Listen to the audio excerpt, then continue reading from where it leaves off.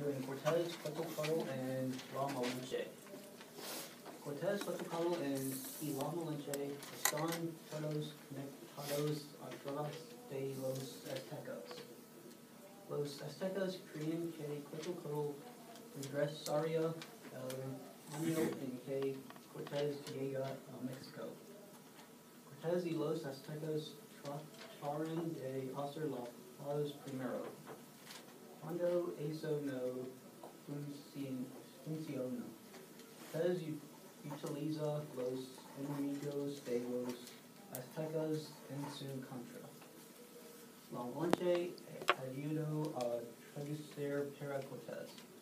Los aztecas creían que La Malinche fue sus. Cortez was born in 1845, and then in 1485, in 1499 he attended the University of Salamanca. In 1501 he left the University of Salamanca, and then 10 years later, in 1511, he went to Cuba. And then in 1518 he was appointed Captain General by Velasquez. In 1519 he went to Mexico. 1520, the Aztecs forced him out of Tenochtitlan. 1521, he returned to Tenochtitlan. 1528, he returned to Spain. In 1533, he discovered Baja California, and he died in 1547 somewhere near Seville.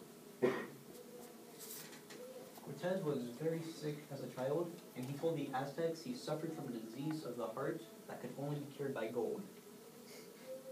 And when he got to Mexico the first time, he burned his boats so he and his men could not return to Cuba. This is the route he took. Started in Cuba, went to Veracruz, went to Tenochtitlan, and he left, went up to Baja California at one point. The Aztecs had 8 omens that Cortez was coming to kill them all. The first was the flaming signal in the sky. It appeared 10 years before Cortez landed in Mexico. It looked like a flaming ear of corn or a fiery signal. It seemed to bleed fire drop by drop like a wound in the sky. And the second omen is that the temple of Quetzalcoatl burst into flames.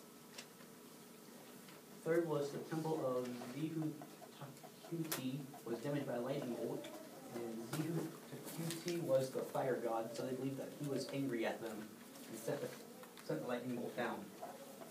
The fourth omen was that a fire streamed through the sky while the sun was still shining. It was divided into 3 parts.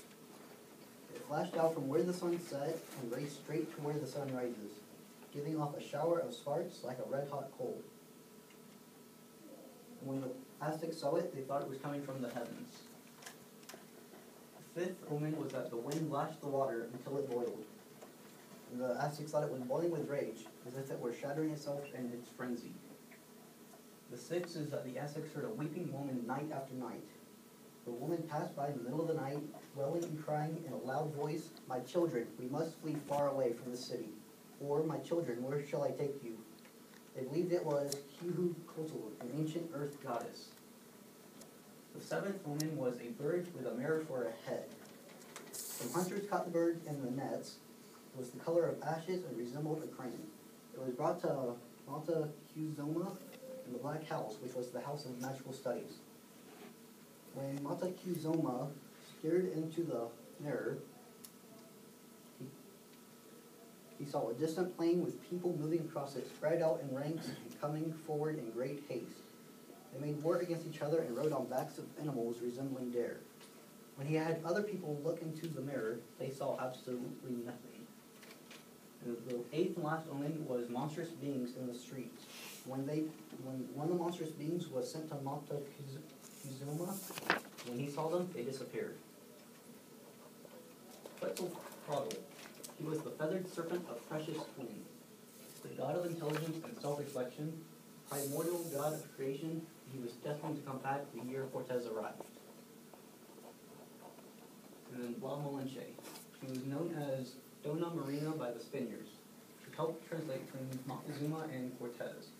She could speak Aztec and Spanish. She served as the voice of Cortez to the Aztecs. Malinchista is a center-up to American global culture now, and Malinche had more freedom than any other women of her time.